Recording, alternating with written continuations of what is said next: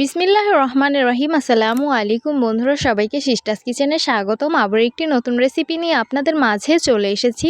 আজকে আপনাদের গজা তৈরি করে দেখাবো, তো সাথেই থাকুন। প্রথমে একটি পাত্রে পরিমাণ মতন আটা নিয়েছি, পরিমাণ মতন কালো জিরে নিয়েছি, স্বাদ মতো লবণ দিয়ে দিলাম, 2 চামচ পরিমাণ চিনি অ্যাড করে দিচ্ছি, রেগুলার রান্নার তেল দিয়ে দিচ্ছি পরিমাণ মতন। তারপর সবকিছুকে হাতের সাহায্যে খুব ভালোভাবে মিক্স করে নিতে হবে। তেল আর ময়দাটা খুব ভালোভাবে মিশেছে কিনা হাত দিয়ে এইভাবে দেখে নিবেন। এখন নরমাল টেম্পারেচারে পানি দিয়ে দিব পরিমাণ মতন। তারপর খুব ভালোভাবে মেখে নিতে হবে। পানিটা একেবারে দিবেন না, অল্প অল্প করে দিবেন। ডোটা সুন্দরভাবে বানিয়ে নিয়েছি, বেশি নরমও করিনি আবার বেশি শক্তও করিনি, একদম মিডিয়াম রেখেছি। এখন অল্প পরিমাণ ডো নিয়ে 2 হাত দিয়ে এটাকে লম্বা বানিয়ে নিচ্ছি। আপনারা একবার দেখলেই বুঝতে পারবেন আমি এটা কিভাবে করে নিচ্ছি।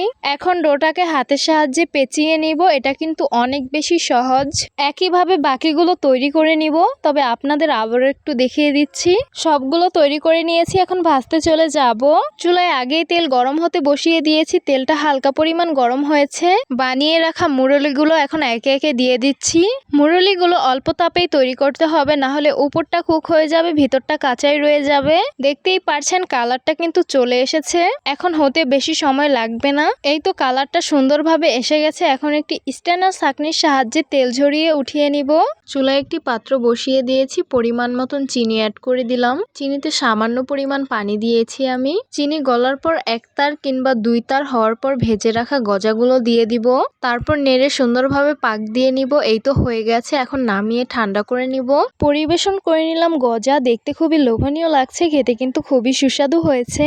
এখন কিন্তু এই গজাগুলো একদমই দেখা যায় না, এখন শুধু এই গজাগুলো মেলাতেই বেশিরভাগ পাওয়া যায়। বাচ্চাদের তৈরি করে দিলে বাচ্চারাও এটা অনেক বেশি পছন্দ করবে। তো আপনারাও অবশ্যই এভাবে একদিন বাসায় তৈরি করে খেয়ে দেখবেন, এটা খেতে অনেক বেশি মজাদার। তো আশা করছি আমার আজকের রেসিপি আপনাদের কাছে অনেক অনেক বেশি ভালো লাগবে। ভালো লেগে থাকলে আমার ইউটিউব চ্যানেলটি সাবস্ক্রাইব করবেন, আর যারা আমার ফেসবুক পেজ থেকে দেখবেন পেজটিকে ফলো করবেন। সবাই অনেক বেশি ভালো থাকবেন, সুস্থ থাকবেন, আর সিস্টার্স কিচেনের সাথেই থাকবেন। আবারও কথা হবে কোনো নতুন ভিডিওতে। তাহলে আজকে এই পর্যন্তই। আল্লাহ হাফিজ।